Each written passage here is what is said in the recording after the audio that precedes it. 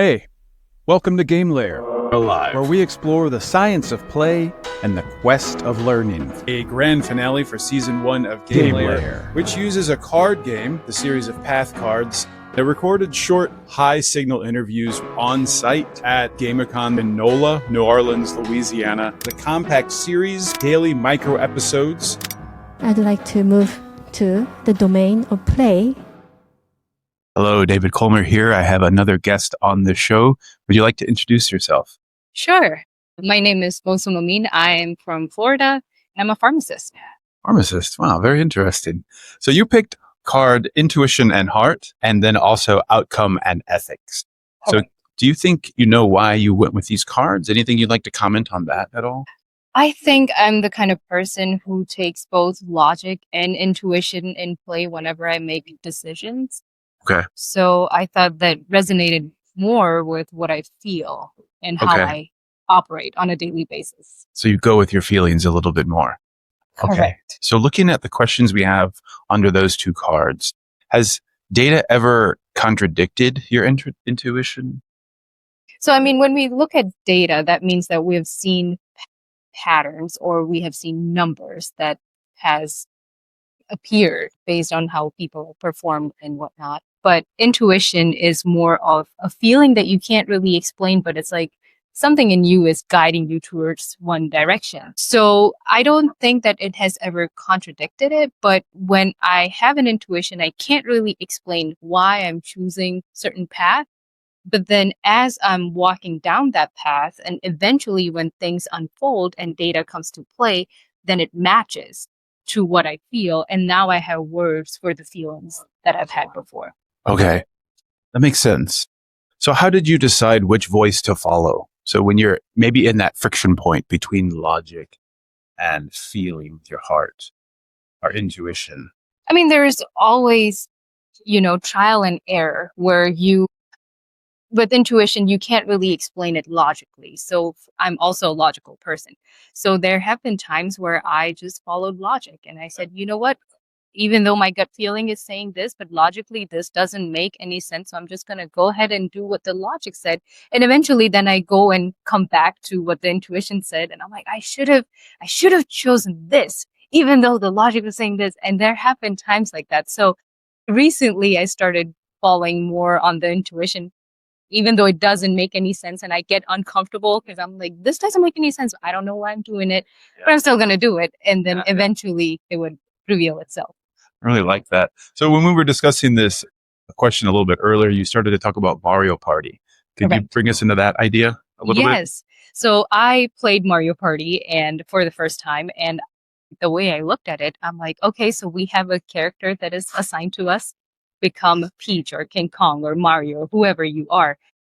Throughout that game, you have challenges to overcome. You collect points, you collect stars, whatever it is. And then at the end of the game, you win, and then you turn off the game, and then you're done. So the way I look at it from the perspective of Hinduism is that imagine yourself, the player is the soul, and the character that is assigned to you is your life right now. So the soul has this body, and that life you're living, let's just say Peach in the Mario Party, you have that character as this life. And then when the game is over, you die, essentially. So the character is gone, but the soul still remains. So when I stop playing, I still continue with my journey and I forget about the game.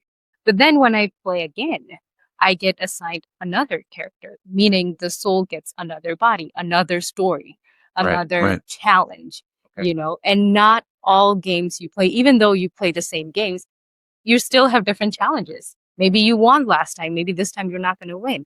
But another way of looking at this is if you get reincarnated, right? So in that way, you would remember what mistakes you made in the past game, meaning you take that and you're like, I made a mistake on this path, so I'm not going to do it because you're reincarnated. You have the memory of what you did. But if you're not reincarnated and you get a character assigned to it, you don't remember what you did last time. Maybe you played a year ago. Now you don't remember and everything is starting from the fresh. So I think it was a different perspective that I had when I played Mario Party. I'm like, so this is Mosam right now is a character assigned to me. I have challenges and okay, I'm going to die, but the soul is still going to continue and I'm going to have another body, another set of parents, another partners, and different life experience. Maybe I'll remember this life, maybe I won't. That was something I was thinking about. And I really liked where you went with that. And you started talking about your motivation for having faith, Mhm. right? The concept that we're mortals, right? And could you speak to that a little bit? Your motivation to maybe have a higher sense of awareness or a higher experience. Yeah, because I think that we're all going to die one day. So no matter what we do, nothing is going to save this body. And when I say we're going to die, I don't mean the soul inside of us, but this body, this story. So whatever you're experiencing right now is a mind-body experience. Okay. And eventually, this body will be gone. The name will be gone. Maybe 40 years from now, I don't know when I'm going to die. Given myself a grace period, maybe 40 years from now, I'll die. Maybe 10 years after that, people won't remember my face. Maybe 50 years from then, people won't remember my name. Forget about the people. Maybe I won't remember I was Mosam. Maybe I won't remember I was here. Maybe I won't remember I had a farm D. I wouldn't remember anything. Maybe I'll have a different character assigned to me, and this all was just an illusion. So my focus is that because I know that we're mortal and we have limited amount of time, when people say you're rest of your life. When we say rest of our life, we mean like next 30, 40, 50 years, right? So for me, I'm like the rest of the life, meaning like 30 years, 40 years. Anyways, so if it's going to end, why do harm? Why do evil things when you know that, yes, I could be greedy and I can steal your money? What am I going to do with it? If I die tomorrow, that money is still going to stay here and I'm going to leave. I can't take that with me. So what's the point of that?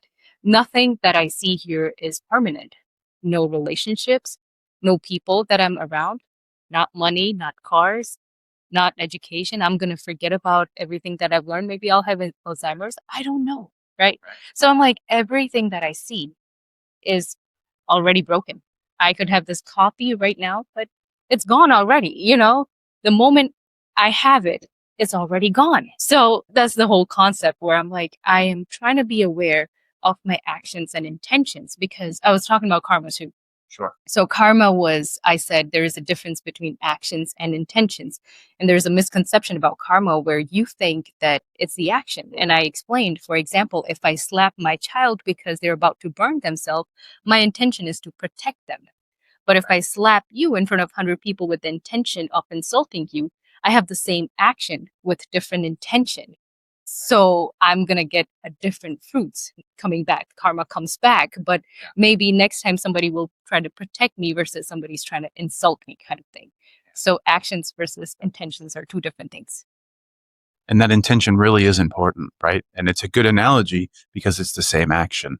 And the intention colors it with a morality. How do you feel like that morality crosses over in anything that you've designed for learning, or any games or instructor-led activities that you've created? Does that bleed over, or does that inform your decisions ever? Yeah, so I am a professor, so I do teach, and I see a lot of competition in students where they want to win and they want to do this and that. Instead of focusing on learning, they're focusing on, can I get an A+? Can I do better than my partner? So that's where this whole karma comes back. Your whole purpose is to learn and get better, not to be better than somebody else, but be better than who you were. So when I teach, or when I take exams or quizzes or whatever, my question when they come to get a higher grade is, did you learn? Are you learning? Did you have fun? Are you becoming a better doctor? If the answer is yes, then I don't care about your grade. You can have a better grade. But if your intention is, oh, I want to get a 90% because my partner has, 89% and I want to do better than them, then you're really not going to get that grade, But if your intention is, I really need to pass, I have learned, but I just made that one mistake. Can you help me out? Yes, I'll help you out, because your intention is pure. So it's the same thing in games. Like, you want to win, yes. But did you enjoy the experience? Did you love playing that game? Forget about did you win or not, So the whole intention of games and learning is, are we enjoying? Are we learning? Are we getting better from who we were last hour, but not winning? I think you tied that together really well with the concept of intention and heart. So thank you so much for sharing today. Of course. Really appreciate it. Have a great day. It was a pleasure meeting you. Thank you. Likewise. Thank you so much for joining me for this episode of GAMELAYER. Alive. This is David Colmer reminding you to stay present and never postpone joy. You can find transcripts of the show at GAMELAYER.fm. GAMELAYER.fm. Theme music by Kayla Willits. Thanks for listening. Now go. Play. I play chess. I play Scrabble. I play fauteuil. I play everything. Hide and seek with my kids. I play the piano. I play board games. I play guitar. I smash it on the pitch. I play chess. I play Othello. I play all the Marios. I play Success Strategist. I play Street Fighter. Final Fantasy. I play games of my own invention. Games of my own invention. Games of my own invention. Games of my own invention. There are many ways to play. Going for a walk together, doing nothing together is also playing. Anything that can cultivate your feeling of joy, relaxation, where you feel more recharged after doing that thing, and I think you can consider as something that we play with. I'd like to move to the domain of play